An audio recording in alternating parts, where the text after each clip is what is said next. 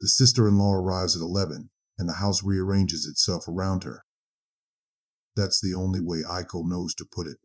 She has tried other ways. Sachiko moved through the hallway as if she still lived here, touched the frame of the butsudan with the back of her hand, the way you touch something you've missed. But none of them are quite right either. The morning of the visit, October, a Thursday, Aiko stands at the kitchen window watching her daughter Hana walk to the school bus. Hana is 11. She doesn't like the school here, but she hasn't said so. Aiko knows because of the way Hana's shoulders are when she walks to the bus. A different shape than at her old school in Nagoya. Aiko notices shoulders. She has been noticing her own. Kenji has already left for work. She has 40 minutes before Sachiko arrives, and she uses them the way she uses most mornings. Starting in the kitchen, moving to the south room, returning to the kitchen. A kind of circuit. The house is old. Kenji's parents' house, now Kenji's house, now technically their house.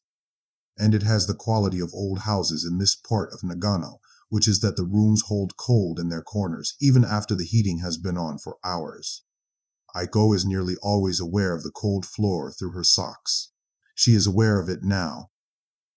She has been trying to think of the house as hers. She has been trying for 8 months. Sachiko comes in through the back door, which is the door she has always used, which was her door when she lived here.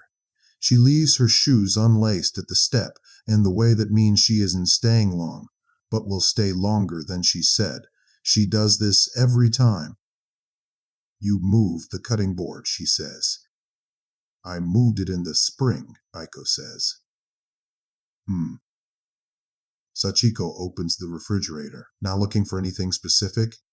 She's reading the refrigerator, and the refrigerator tells her things about the household that Aiko cannot control. Kenji eating better? He's fine. He looked thin last week. Aiko was not there last week. Kenji drove to Matsumoto on a Saturday for something Aiko isn't certain she was told about, or was told about and didn't absorb. When he came back, he was quieter than usual. He's fine, she says again. Sachiko closes the refrigerator and turns around. Her face is the face it always is. A face Aiko has never been able to read. Kenji's face she can read. The photographs of Kenji's mother around the house show a woman with a legible interior, which Aiko finds herself studying some afternoons. Sachiko's face gives nothing. I wanted to ask you about the photograph, Aiko says. She keeps her hands at her sides. Sachiko tilts her head slightly. Which photograph? Of your mother, when she was young. You mentioned it to me last month. You said she was standing in front of something, and her hair was pulled back, and she looked completely different from how she looked later. I know which one, Sachiko says. What about it? I haven't been able to find it. It's in the house. I've looked. Aiko says, I've looked quite carefully. Sachiko's expression does not become annoyance, which is worse somehow than annoyance would be. I'll find it when I have a moment, she says. It's in the house somewhere. She picks up her bag from the wall. Tell Kenji I came. You could stay. Anna's home at 3. Next time, Sachiko says, and goes out the back door, leaving it unlocked. Aiko stands in the kitchen for a time. She is aware of her feet on the floor. She is in the south part of the kitchen, and at some point in the last 30 minutes, she moved from the north part without noticing.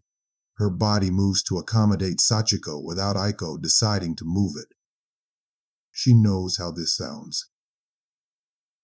The 2 days after the visit, Aiko does not call Kenji at work. She waits. She has a list. Unwritten, carried.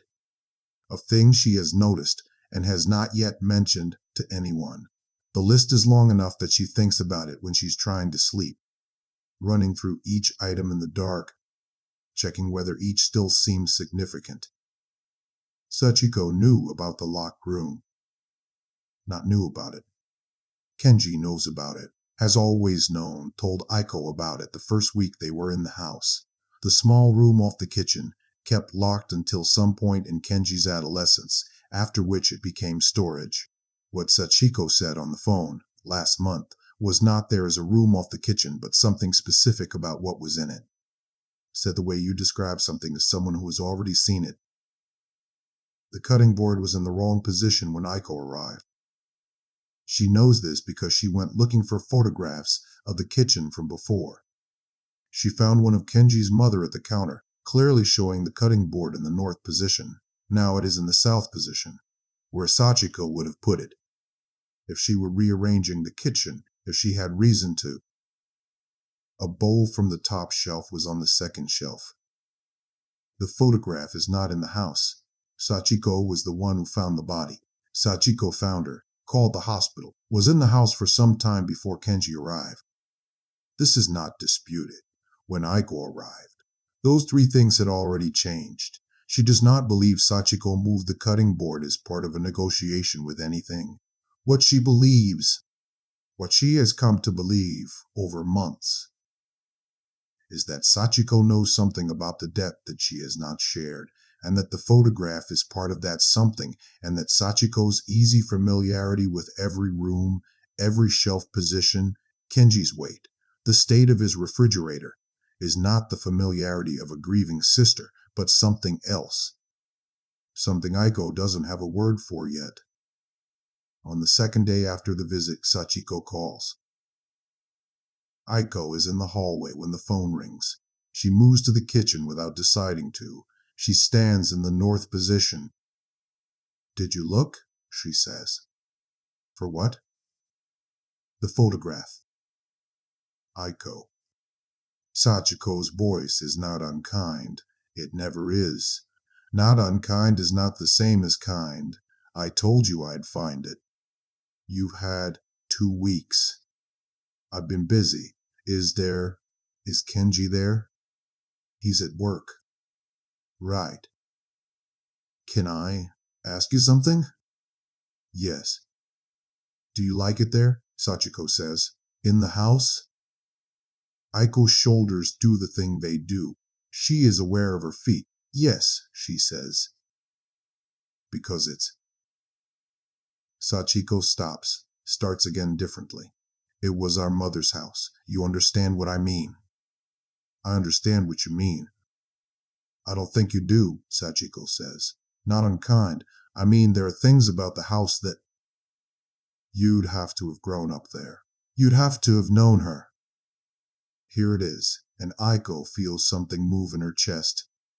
A direction, a wanting. She wants something this woman has, and has always had, and continues to have while standing 2 towns over, calling into this house. Tell me about the photograph, Aiko says.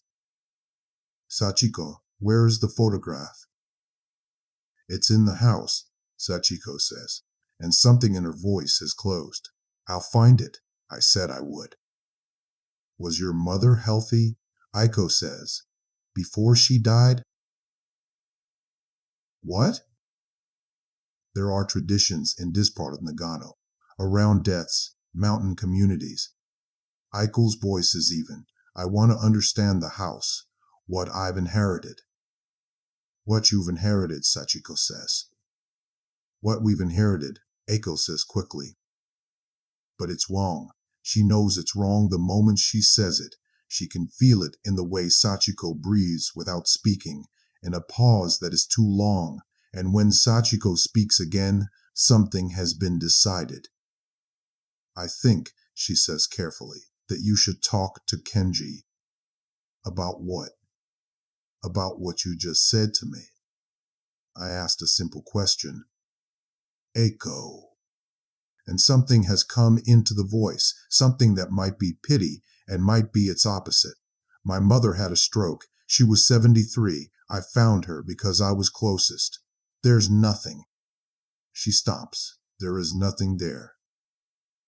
The photograph. I don't know where it is. Flat. Not unkind.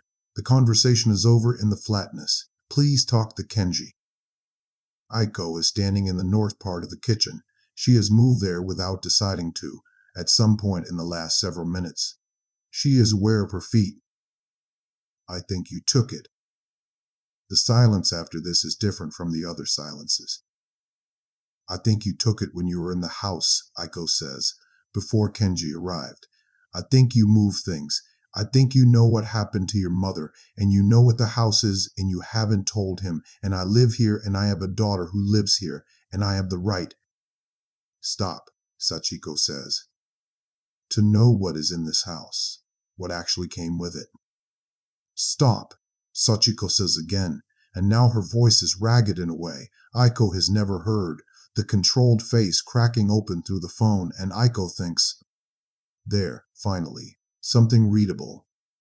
And then, this is not the reading I wanted. You need to stop talking, Sachiko says. Aiko stops. Neither of them says anything. I'm going to call Kenji, Sachiko says. And then silence, and Aiko stands in the north position, and she knows. Knows in her body, in the soles of her feet on the cold floor, in the specific weight of her shoulders, that she has done something she cannot undo, not built a case, not assembled evidence, said the thing out loud to the wrong person, and said it badly, and now it is loose in the world, and the world will respond to it. She stands there for a while. The cold comes up from the floor. Kenji comes home at 6. He's taken his shoes off at the door, and he's standing in the hall. And his face is arranged, something behind it held. She can read his face. She has always been able to read his face. Sachiko called, he says. I know. She's worried about you. I know that too. He stands in the hallway. She is in the kitchen doorway, the length of the house between them.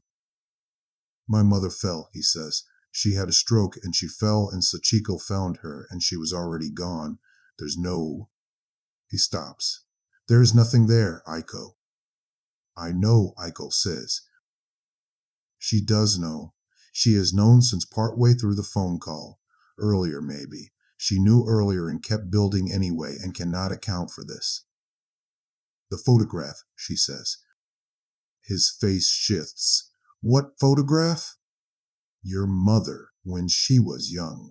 I've never been able to find it in the house. He is quiet. Then, Sachiko asked if she could have it months ago. I said yes. I should have told you. I forgot. Oh. The house is quiet around them. The tatami in the south room, the old wood of the hallway, the back door still unlocked. Hana upstairs, her homework. The school that is not the school in Nagoya. There are things here that have nothing to do with Aiko, that predate her by 40 years, that she has been trying to learn to live inside of, and somewhere in the learning she went somewhere else instead, and said it out loud to his sister, and the sister will not forget. She thinks I'm ill, Aiko says. Kenji doesn't answer, which is its own answer. She stands in the kitchen doorway, feet on the cold floor. She has been noticing things, tracking them, building something from observations that are all real and a pattern that is not. I'll call her, Aiko says. Okay, Kenji says. He is still standing in the hall. He hasn't come further in yet. She notices this. She is trying very hard, not to build anything from it.